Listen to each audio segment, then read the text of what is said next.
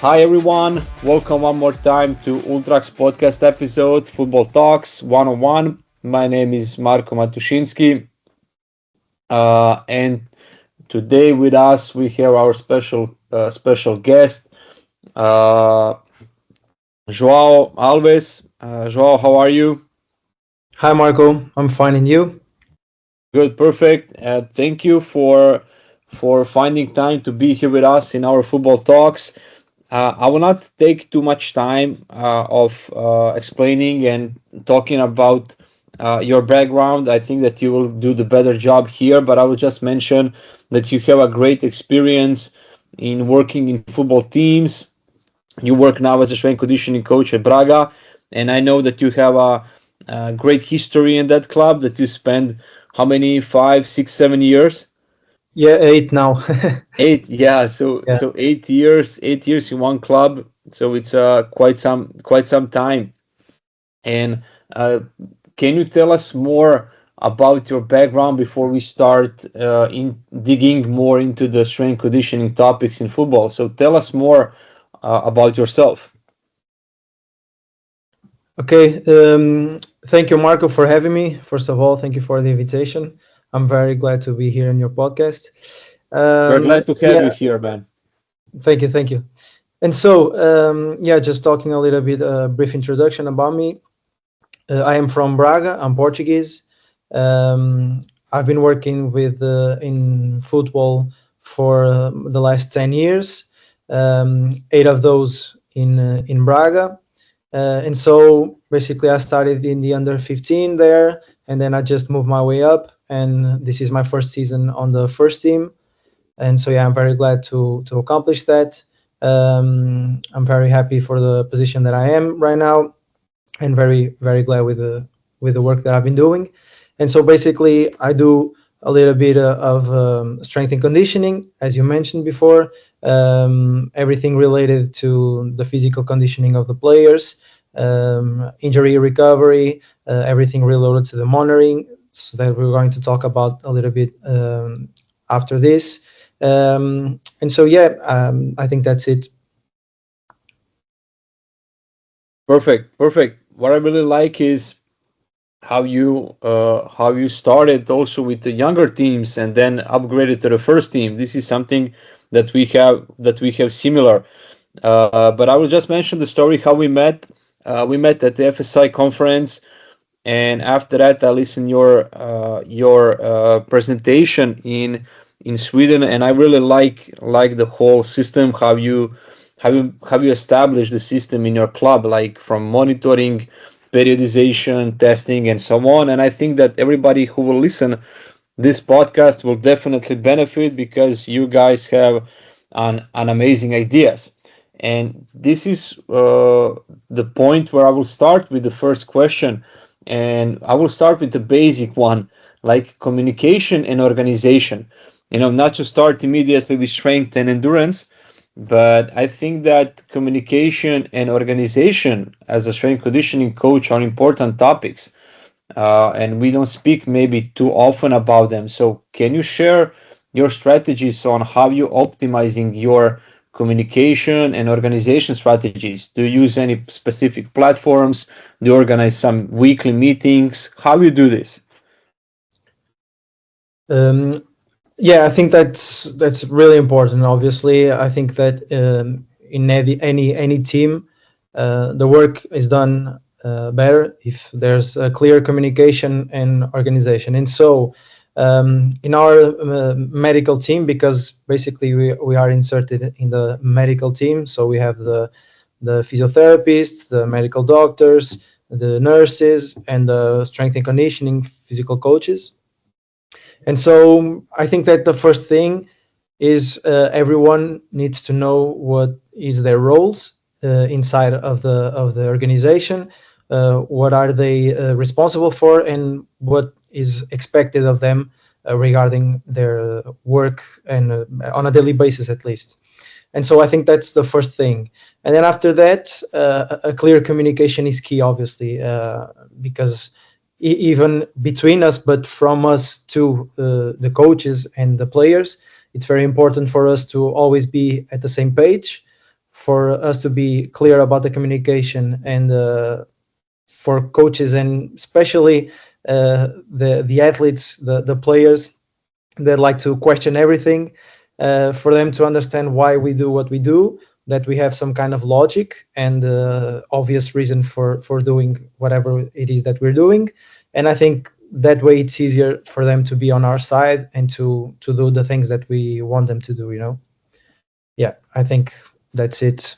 So yeah, basically just a well organized staff with clear communication. Regarding the meetings that you asked me, sorry, we usually do meetings not like a specific time frame, but we do on some regular basis because the work demands us to do. So when sometimes we need to gather everyone, just talk about some kind of plan for recovery or some kind of injury or whatever it is, we just gather everyone and just to talk to one another, at least for us to be able to have the same information, be on the same page, like I said, and move from there.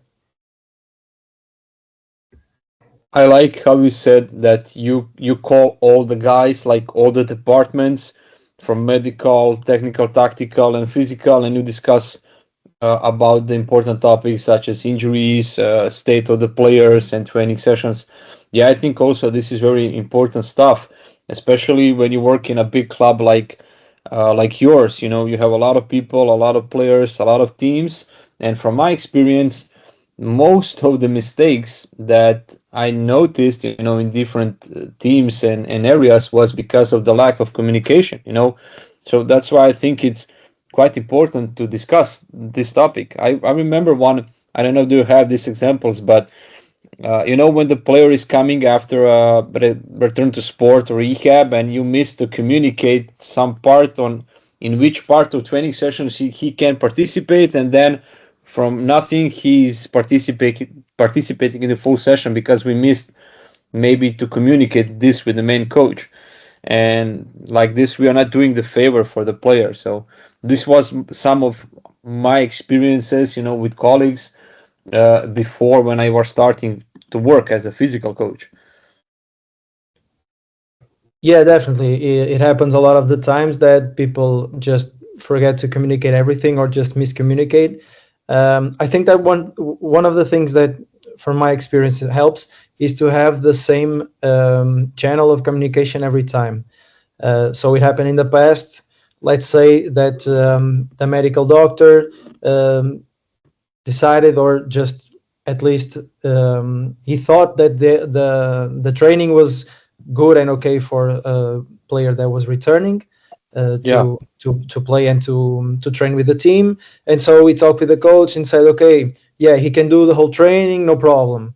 And then I look at the training without knowing that they're already talked, and I say, okay, he can do everything except this exercise because I don't think he's prepared to do it. And then the coach will be like, okay, but the doctor told me that he could do everything. You're telling me this. That's it. Yeah, who's right, who's not right, or at least what's the decision, what's the final decision. And it helps a lot. So I think that one important thing is to have basically just a channel.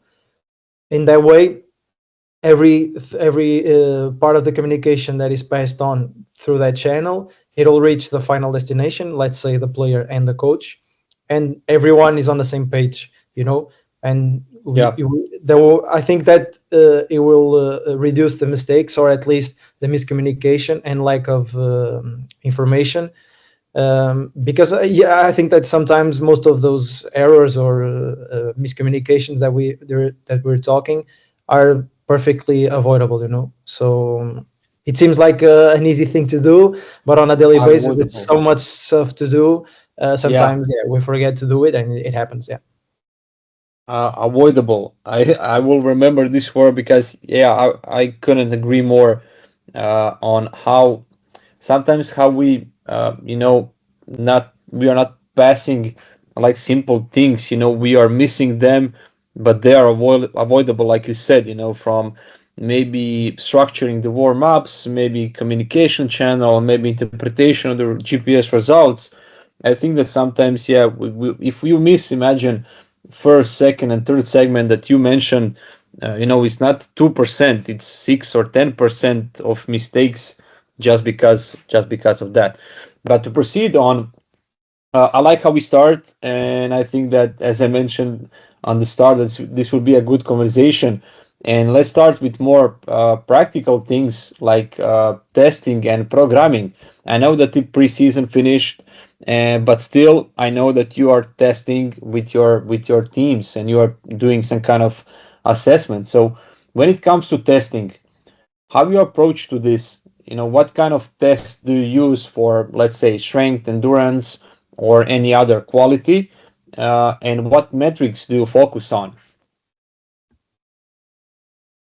So we start our preseason with the testing. So we already have a database of tests, and so we start from the point where we think, okay, what do we need for players to be able to do or to be good at, for them to succeed, or at least be physical prepared to succeed in football. And so we do the things I think that everyone does, like strength, power, endurance, whether it's testing on the field or in the gym. We focus mainly on some specific muscular groups, especially in the gym, like isometric adductors, for example, the eccentric strength of the hamstrings, the endurance of the hamstrings also. And so we try to basically have an overall characteristics of the players and the team, whether we're talking about the under 15 or the first team, because we mostly do the same thing in all of the teams. And then we can compare and we can see what we're going to do to improve what we think it has to be improved. And besides that, we also try to do tests that we can do them along the way and during the season. And so one of the examples that I talked about, the isometric strength of the adductors or the eccentric strength of the hamstrings, that's the kind of test that we do throughout the season. And so we have like an overall look of the evolution of the players and the team, and we can include them in our strength and conditioning program. And so, for example, they have a training program to do before they go on the field, and one of the exercises is the tests that they already done in the preseason, and they are going to do several times during the season. I understand, and I like how comprehensive and holistic approach you have. So you are testing different qualities to find where is the missing link or the weakest link.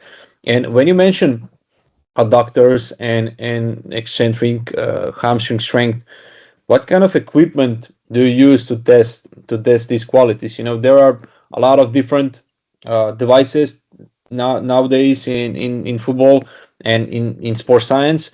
So do you use any particular equipment like dynamos, walled equipment, or any other part? Yeah, we use we do use dynamometers for the isometric strength. We also have plate forces for some of the isometric exercise that we do, and even Perfect. jumping test. Sorry. Perfect. Yeah. Oh, okay. So for jumping test, we have the plate forces, we have the dynamometers for the isometric strength also, especially the adductors, and we also have a Nord board from Narrow Excellence, that it's actually a company from Braga, and we use that for the measurement of our eccentric strength on the hamstring. So we use them to do the Nordic exercise, Nordic hamstrings. And so, yeah, that's the kind of technology that I think that most of the teams that are not professional maybe don't have, but we are fortunate enough to have them in the first team, and sometimes we can even lend them to the rest of the teams. And so, yeah, the club is evolving and the department is evolving to have that kind of equipment available for everyone, because we think that it's important. We think that it's something that is worth the investment, and it's something that we use along the way whether it's for testing the whole team, for testing some kind of injured athlete, or just follow up after some injury or some muscle pain, whatever you want. So yeah, it's something that we use every week. So it's really important for us. So you have, let's say, large battery or large testing battery that you do 1 or 2 times per season, and you have like small ones or like a weekly measurement testing. Am I right? Yeah. Yes, exactly. So Perfect. in the preseason, we do everything, and then some of the tests we just use them if a player gets injured because it's just like specific. For example, let's say that a hop test or a triple hop test. We usually don't use them to measure performance. Just when some guy is injured on the knee, for example, and that way we can compare what he did in the preseason and what he's doing now after he's recovering from the injury. The other tests like counter movement jump or the ones that I mentioned before, we can do them several times throughout the season.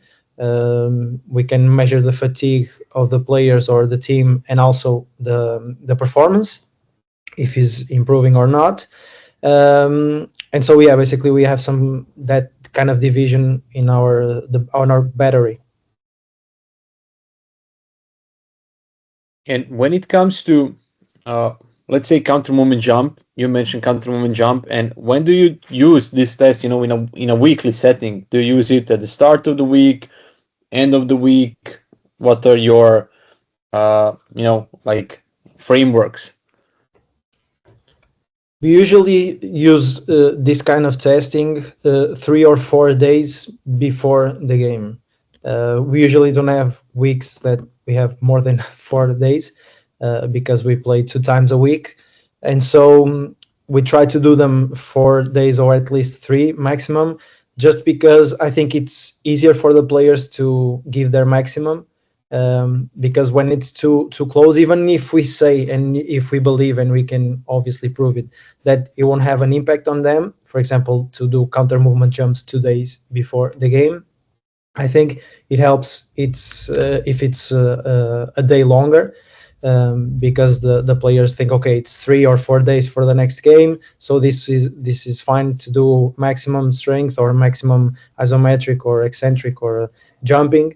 And so I think that's why we do it.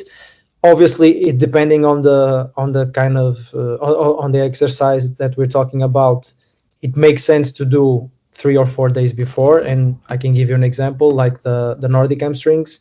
2 days before, maybe it's too close, so we put it like 4 days before. But the jumping test we could do perfectly fine 2 days before, but we usually do 3. Okay, so we try to do that because of it. I really like the approach, how you use one test on that day, the other one on maybe some different days. So you are mixing, not always using the same test, depending on the context and what you are doing. Yeah, and it's connected with the next topic perfectly, with strength training. And let's say you have your results from Nordic test, from jumping test, and strength testing, and it comes to organizing the strength session. So when it comes to that, how you build these sessions? Do you use them in the morning, afternoon? Do you use them before session, after a session? So what is your philosophy about strength training?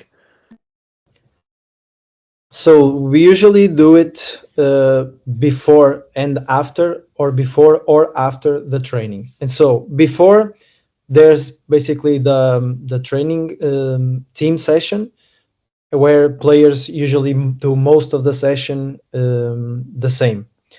And so this is where we try to understand what they're going to do on the field with the coaches, and use these exercises that we select to prepare them for the training session, but also to do some kind of strength training, or just focus on what we do for what we want for that day. And sometimes we also include in specific days and athletes some training after. and this goes mostly for guys that were already injured in some muscle group, or some guys that feel good doing that kind of let's say more strong strength training. So I said more strong, so stronger strength training. It's all good, all good. Yeah, the harder exercises with more load they feel more comfortable doing after the training session in the field than before, just because they feel like their legs are a little bit more heavy, so Yeah, they prefer to do it after. And the guys that were already injured, we usually have like 2 specific days during the week where we pull them to the gym, and we get them to do some exercises just to be able to follow up on the injury that they had. This includes some evaluation sometimes. For example, the Nordic hamstrings, as I said, yeah, I even if the understand. team even if the team doesn't do that exercise that day, he can still do it, and we're testing and training at the same time. Basically, we just do it, or prefer to do it after the training, just to for the players don't be compromised during the training.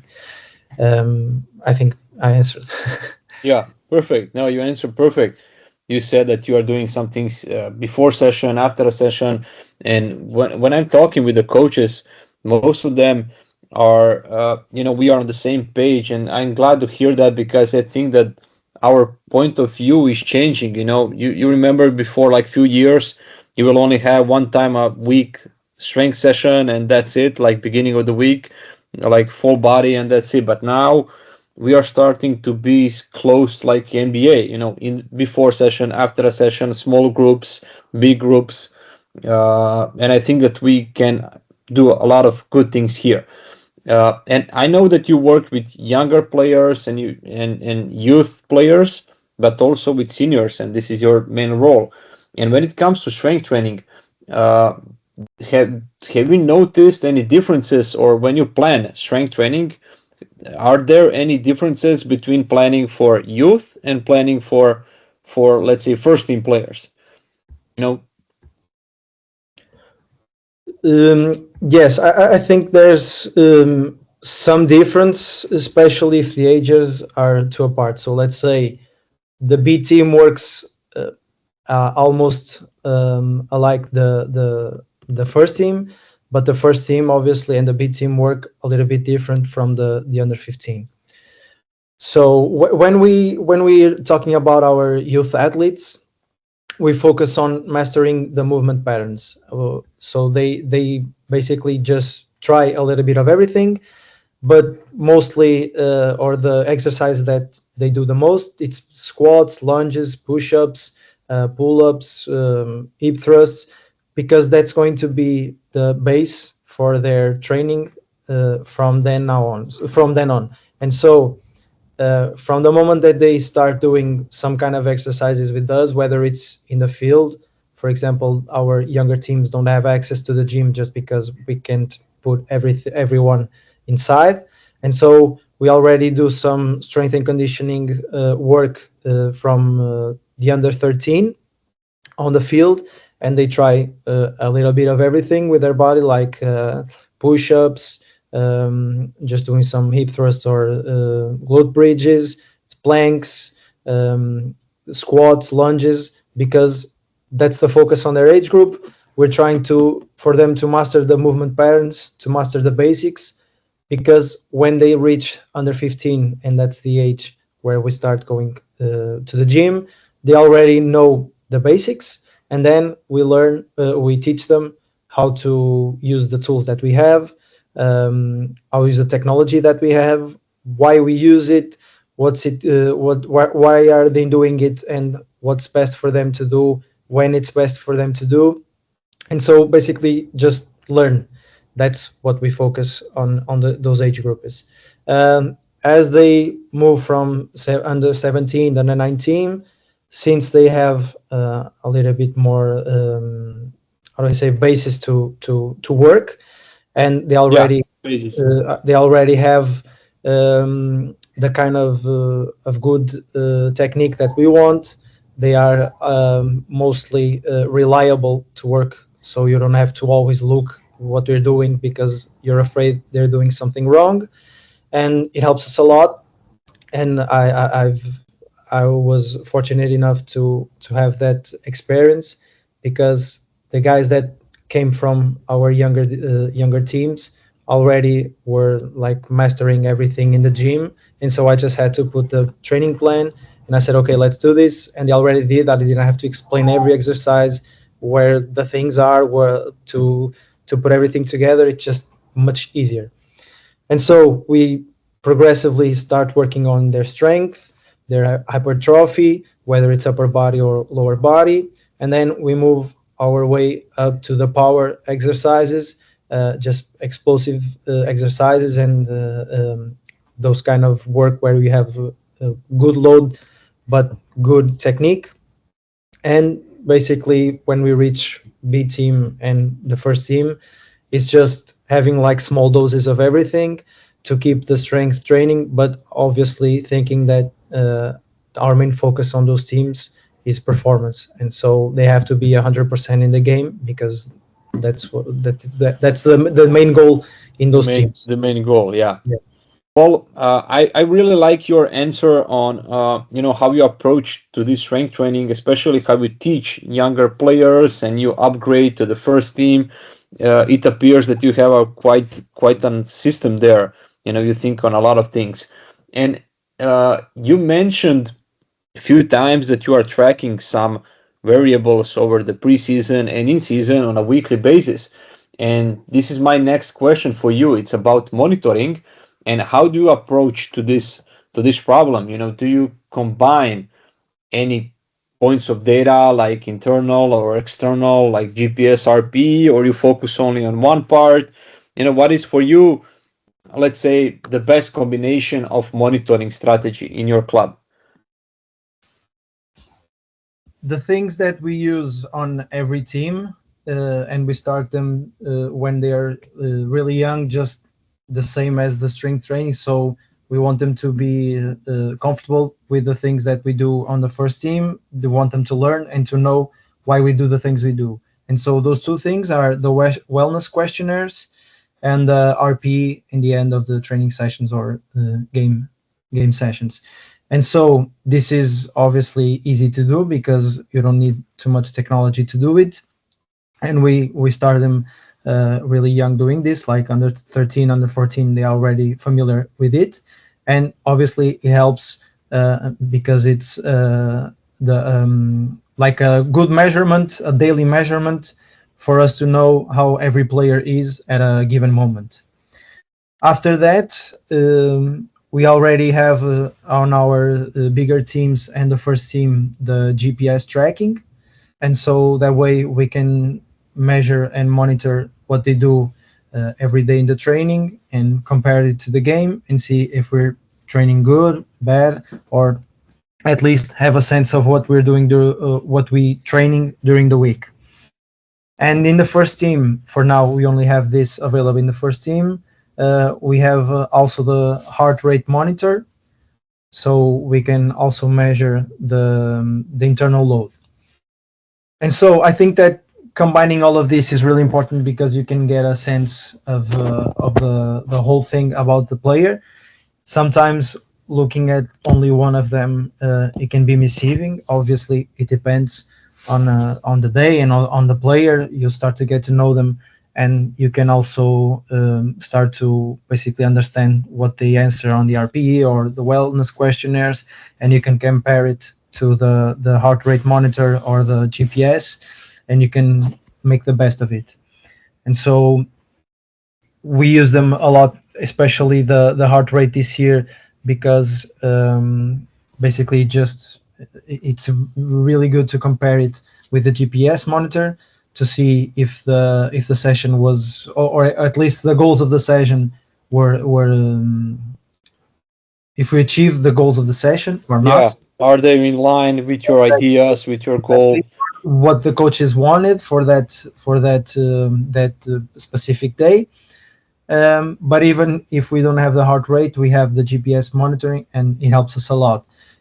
So one of the things that I know that I already talked to you about, and you watched my presentation. So when we started working with the GPS monitoring, um, everyone that already worked with it knows that it gives us a lot of data. And so the first thing that we tried to do was basically just decide what was going to be our focus.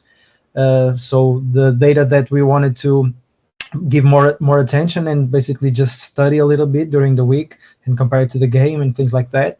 And so the ones that we selected are the acceleration and deceleration high intensity. So basically above 3 meters square or below the minus Yeah, 3. the intense one, Exactly. intense ones. Yeah, Exactly. And also the full distance covered by the player during the session, and the high speed running distance. And so these three are the major ones, the ones that we pay more attention to and basically just study every day. Obviously, this relates everything with the time of the session. So if you have a player that ran like 5 kilometers in a session, it's not the same if the session has 1 hour or 2 hours long. Obviously, it always that's it. depends. Yeah, Yeah. So the intensity of this data also plays a major role on our routine on GPS tracking. But then we try to do everything that we do on the first team on the rest of the teams, so that we can compare and be all aligned and prepare the strength and conditioning coaches also to move up the teams, not just the players. yeah, that's it. That's it. Uh, Again, like in everything, you have a quite good model of tracking your players, and I will get back a little bit to the RPE as a tool. And I know that sometimes coaches question this method, because it's subjective. The players are maybe not giving you the correct answer. But what is your experience with younger players and older players and RP? Is it a good tool for you? I think it is a good tool when it's correctly used. So I think that on the younger players, you have to basically teach them a little bit about what's the purpose of the RPE and what are we going to use it for. Because, for example, from my experience, I had a lot of players in the beginning that were afraid to give higher numbers because they thought, okay, the coach will think that I'm tired, so I won't be a starter on the game or things like that. Or just compare their answers to the Yeah, rest of the players because they don't want to give a different number from the rest. Let's say I want to give a 7, but I think that all of my colleagues gave like 3 and 4, so I'm not going to give a 7. I'm just going to give a 5. Let's say. I think that's the first thing. And after that, I think it's important for them to know that the RPE is just one of the many tools that we use. And so we can measure the internal load by multiplying the RPE they give us with the training duration. And it's just one more data that we have to measure how they're doing during the week or in a specific training, the overall training load that they had during the week, and compare them with the last week's, things like that. So it's not basically something that is going to be decisive. So let's say tomorrow I don't have RP from the training match. Okay, it's no yeah. big deal, but Okay, yeah. something that they do every day, and it's something that we can compare between players compare in the player with the former weeks or trainings. And so I think that it's not like some miracle, but yeah, it helps. With the older players, I think that when they reach first team, they are so used to using it. I think they already use it without even thinking about it. It's part of their routine. They already know they have to answer. They answer, and it's just basically something that they automatically do. It's I like a think, routine. yeah, exactly. It's a routine, so they don't forget, and they just use it, and they just Yeah. answer what we want. And I think that when they are fully informed about what's the purpose of the RPE, I think they give honest answers. So that's my experience, at least in the club. And as I said, we pass the information to the coaches, and they look at the RPEs and they look at the GPS monitoring and the heart rate monitor, but they don't look at one specific number and say, okay, this guy gave a big number. Is everything good with him? They just look at the whole picture, because usually when something is off, it's not just the number of the RPE, it's everything, you know. Yeah, yeah. So you need to check all of the dots from heart rate, GPS, and RP. Perfect, perfect. And now we are coming to the next topic. It's about game day, game day priming and compensation training session, And when it comes to game day organization, do you have any specific routine on a match day? Do you have any training session in the morning?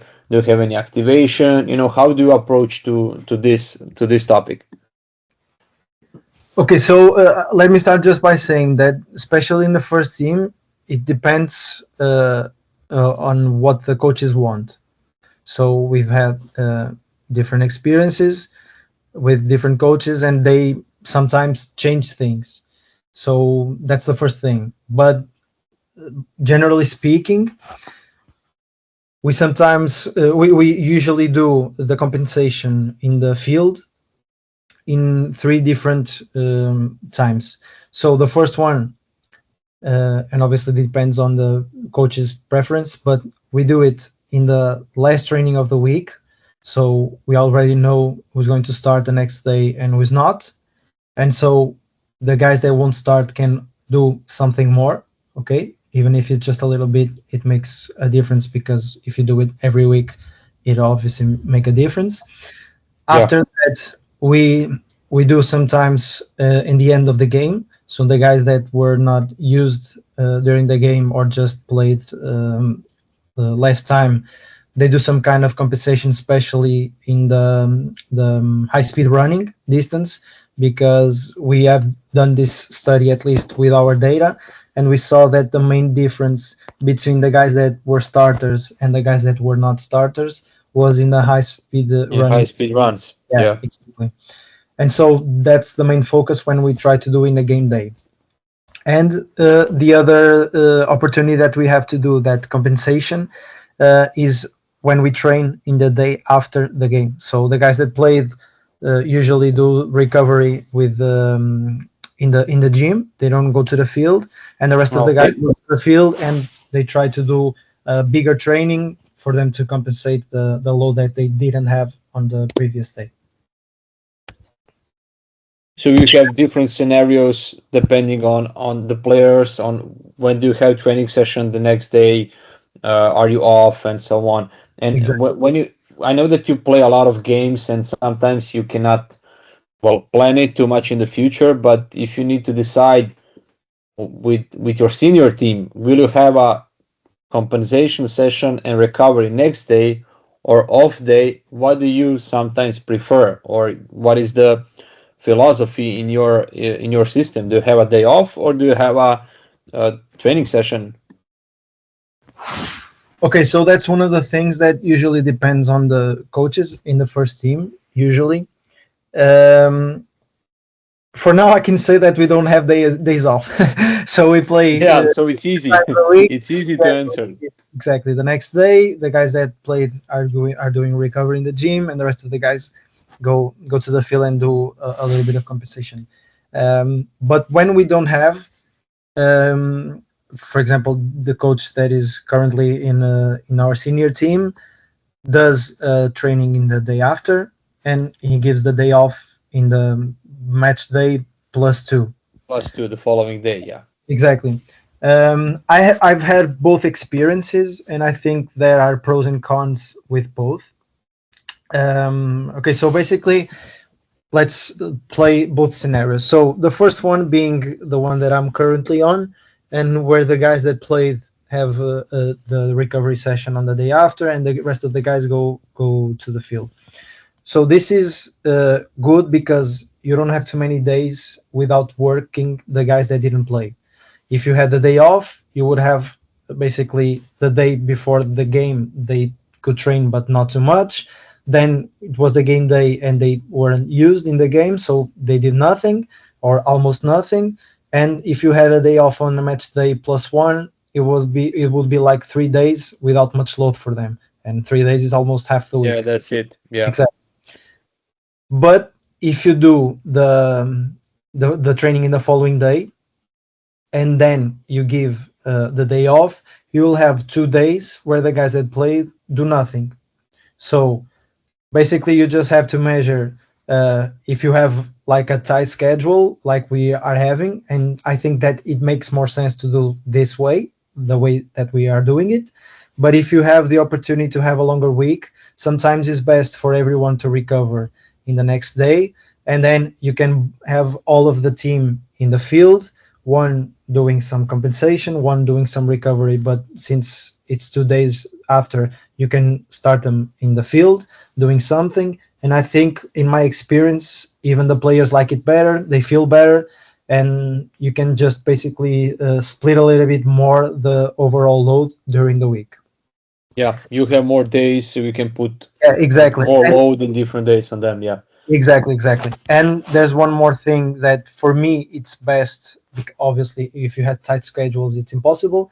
But in my opinion, it's best to have the day off after the game, especially Okay. when you're in the senior teams, is because usually the games are late afternoons or even at night. Yeah, that's it. And the main thing that we want them for recovering, it's to have a good night of sleep. And with the adrenaline, and depending on how the game went, they usually don't fall asleep too early, and if they have to get up early on the next day, they will all be tired. So I think that's one of the main reasons the day after works has a day off. It's because it's way easier for players to sleep good. They can sleep a little bit more late in the morning. They can basically just clear their head, and when they come to the club to train the next day, they are mentally and physically more recovered. Yeah, and it's not just about what we are doing on a field and in a gym. It's about also the parts that they are when they are away of the club. So about the sleeping habits, nutrition habits, like a lifestyle. The whole lifestyle approach is quite important. And Joao, we came to an end of the whole questions. I hope that you survived and that was okay for you. For me, it was how I had the same questions like always, but it was so fluently and that the time just passed away. So we covered everything. So I really enjoyed it, and I would like to wrap it up and to ask you a few more questions, but it's a little bit more different from the whole strength conditioning part. It's more about advices that you can give to, let's say, young coaches who will specialize in strength conditioning. And the next one is, do you have any upcoming projects or journeys that you are excited for? Okay, let's see if I can. Okay, so I think that my advice for anyone, whether it's younger coaches or not, it's just basically what I think I try to do all the time. So you're strength and conditioning also, and you know that things are always changing. Yeah, Uh, that's it. the things that I learned before in when I was studying in university, some of the things are no longer true. Some still remain true, and a few other things, new things, just New came teams up. came. Yeah, Yeah, exactly.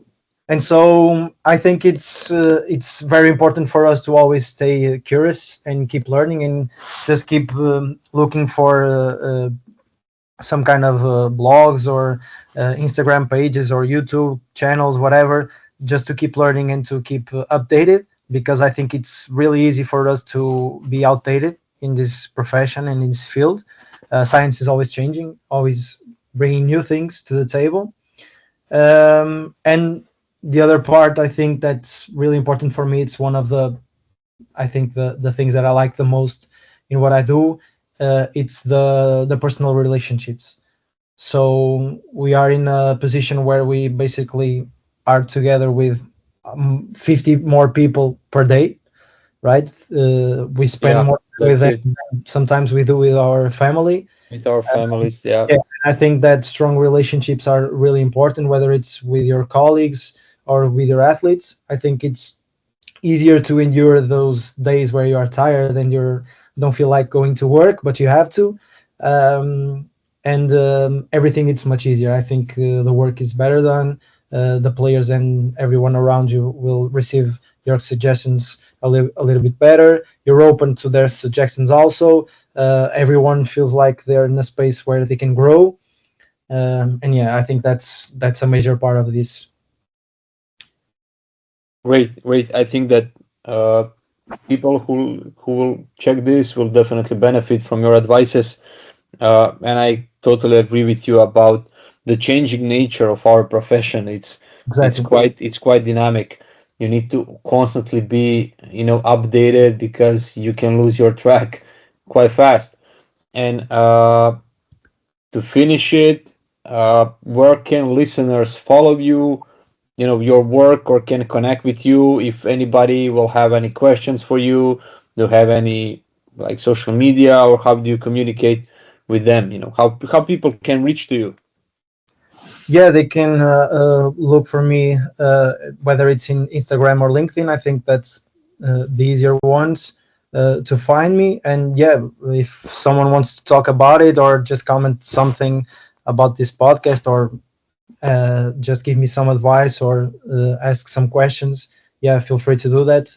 I'll be open to have any conversation with anyone about this, because this is what I like and this is what I do. So yeah, feel That's free. it. That's it. That's why you are here. Joao, thank you one more time. I will mention again, I really enjoyed our conversation. Thank you for being here. Again, I invite everybody to check our episodes, to check our webpage, and on social media, follow us. We have some interesting upcoming webinars and topics, and maybe some conferences that Joao will be attending, I hope, quite soon, but we will mention that in the following weeks and months. So stay tuned. Guys, Joao, one more time, thank you. I wish you all the best with your club and with the results and with your tight schedule. And let's keep in touch. Thanks, Marco, again for having me on the podcast.